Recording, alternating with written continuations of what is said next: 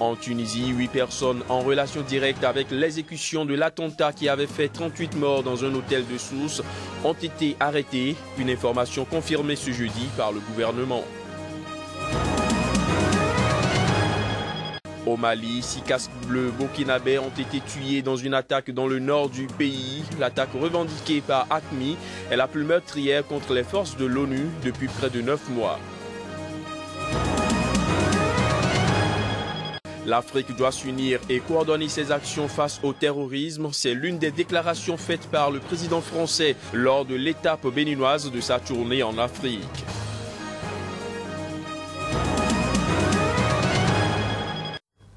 Bonsoir à tous et bienvenue dans cette édition sur Sika. En Tunisie, 8 personnes, dont une femme, en relation directe avec l'exécution de l'attentat qui a fait 38 morts dans un hôtel de Sousse, ont été arrêtées. C'est du moins ce qu'a fait savoir ce jeudi au cours d'une conférence de presse le ministre tunisien en charge de la société civile. Plus de détails à travers ce reportage.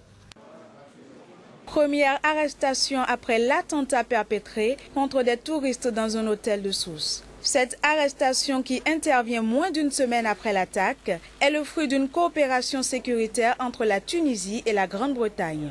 Une coopération qui a porté ses fruits puisqu'elle a permis de démanteler le réseau responsable de l'attaque. Et il s'est avéré, d'après les investigations, que les unités de sécurité ont pu et sont arrivées à détruire et à découvrir le réseau qui derrière cette opération. Actuellement, il y a 8 personnes qui sont arrêtées. Depuis l'attentat perpétré contre le musée de Bardo, 692 hôtels tunisiens bénéficient des dispositions en matière de sécurité. Il s'agit notamment de la mise en place de caméras de surveillance et du renforcement de la sécurité intérieure des hôtels. Les autorités tunisiennes ont également déployé 1377 agents sécuritaires armés supplémentaires dans les établissements hôteliers et sur les plages. Au Burundi, le calme est revenu ce jeudi après la mort de 6 personnes tuées par balle hier dans le quartier de Cibitoke en périphérie de la capitale Bujumbura. La police affirme avoir été engagée dans des combats avec un groupe armé qui ont fait un mort dans ses rangs, mais des témoins font état d'exécutions sommaires. Neutralisation d'un groupe armé ou exécution sommaire par la police.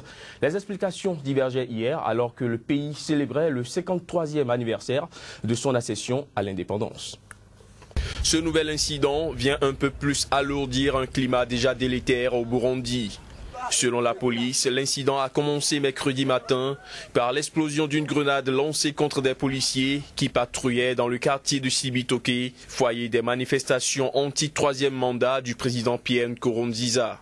L'explosion a été immédiatement suivie d'un ratissage du quartier par les forces de sécurité. Ces derniers affirment avoir neutralisé un groupe lourdement armé composé d'opposants politiques radicalisés. D'après la police, 5 assaillants ont été tués et des armes saisies.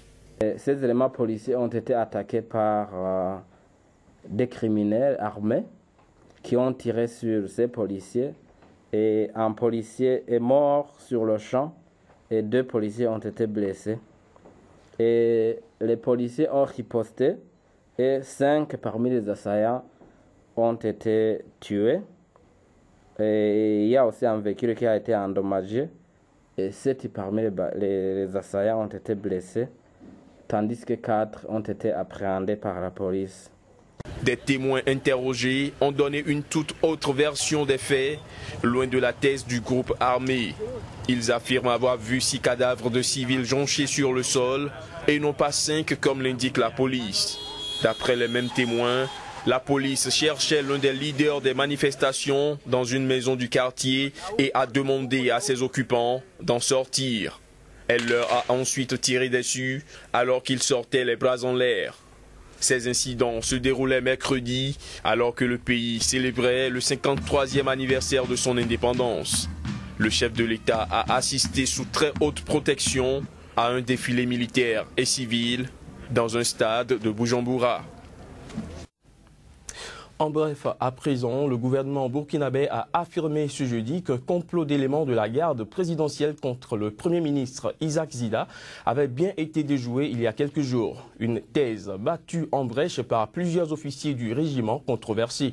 Des informations persistantes faisaient état depuis samedi de ce que la sécurité du Premier ministre serait menacée par des éléments du RSP à son retour d'un voyage officiel dimanche à l'aéroport de Ouagadougou, selon un communiqué publié par le service d'information du gouvernement. Précision qu'une dizaine de soldats de la garde présidentielle soupçonnés d'être les tireurs ont été mis aux arrêts depuis mardi. Au Libéria, au moins 2 nouveaux cas d'Ebola ont été identifiés après l'annonce mardi du premier cas en 3 mois. Conséquence, le pays doit à nouveau appliquer les mesures d'hygiène en vigueur contre l'épidémie pour éviter de replonger dans le chaos. Les images. L'épidémie gagne de nouveau du terrain au Libéria. Une nouvelle victime en a fait les frais.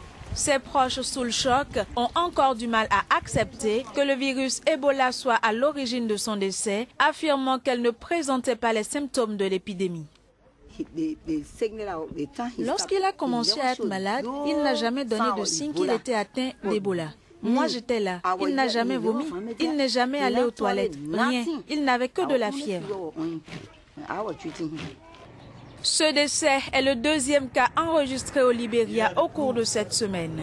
En dehors des 2 victimes décédées, 2 personnes supplémentaires ont été testées positives au virus après avoir été en contact avec la première victime. Plus de 99% des victimes de l'épidémie se retrouvent en Guinée, en Sierra Leone et au Libéria, ce dernier ayant payé le plus lourd tribut avec plus de 4000 morts à son actif. Au Mali, 6 casques bleus burkinabés ont été tués jeudi dans une attaque dans le nord du pays. L'attaque revendiquée par AQMI est la plus meurtrière contre les forces de l'ONU depuis pratiquement 9 mois. Cette nouvelle attaque contre la mission de l'ONU au Mali, mandatée par le Conseil de sécurité pour veiller au respect de l'accord de paix signé, illustre la difficulté d'isoler les djihadistes. Précisons que depuis son déploiement au Mali en juillet 2013, la force de l'ONU a perdu en tout 35 militaires dans diverses attaques, attentats suicides, mines, embuscades, tirs de mortier et roquettes. François Hollande, en visite au Bénin, s'est exprimé devant les institutions de la République. Après cette étape, le président français et son homologue béninois se sont entretenus avec la presse sur les différents sujets, notamment la démocratie, le changement climatique et la sécurité. Pour François Hollande, les pays d'Afrique doivent rester unis et coordonner leurs actions face au terrorisme. Je vous invite à suivre ici un extrait de ses propos. La France n'entend pas se substituer aux Africains. Ce sont les Africains qui doivent assumer la lutte contre le terrorisme et leur propre sécurité. Assumer, chaque pays doit le faire. Et nous avons des liens de coopération avec beaucoup de pays africains. Et nous sommes toujours prêts à les renforcer, ce qui a été le cas ces dernières années ou ces derniers mois. Et puis, il y a ce que nous attendons des Africains pour qu'ils puissent ensemble mieux se coordonner, mieux agir, et notamment les pays du lac Tchad, puisque ces pays sont visés, frappés par Boko Haram. Et depuis la réunion que j'avais faite à Paris, il y a eu des progrès dans cette coordination, dans les renseignements, dans les informations et dans les actions qui ont pu être menées contre Boko Haram. Et parlons toujours de sécurité, des membres présumés du groupe islamiste Boko Haram ont tué 48 fidèles musulmans qui observaient leur prière du soir dans 2 villages voisins du nord-est du Nigeria. D'après Mohamed Tahir, député de cette région au Parlement nigérian, le drame s'est produit à proximité de la ville de Monguno. Au cours du premier semestre 2015, un nombre record de 137 000 migrants ont traversé la Méditerranée dans des conditions périlleuses selon l'Agence des Nations Unies pour les réfugiés, ce qui représente une hausse de 83% par rapport au premier semestre 2014. La plupart de ces migrants fuyaient les conflits qui ont cours dans leur pays. Les détails. 137 000 migrants ont traversé la Méditerranée au cours du premier semestre 2015. Un record selon l'Agence des Nations Unies pour les réfugiés. En 2014, le nombre de migrants en Méditerranée était passé de 115 000 au premier semestre à 219 000 à la fin de l'année. La situation pourrait s'envenimer avec l'été où, selon l'Agence des Nations Unies pour les réfugiés, les passeurs clandestins redoublent généralement d'activité. Notons que la plupart des migrants qui arrivent par voie maritime en Europe sont des réfugiés qui cherchent une protection contre la guerre et les persécutions. Aussi, un tiers des hommes, femmes et enfants qui ont rejoint par la mer la Grèce ou l'Italie cette année arrivent de Syrie, pays ravagé par la guerre depuis 2011. Les personnes fuyant la violence persistante en Afghanistan et le régime répressif en Érythrée représentent 12% des arrivées.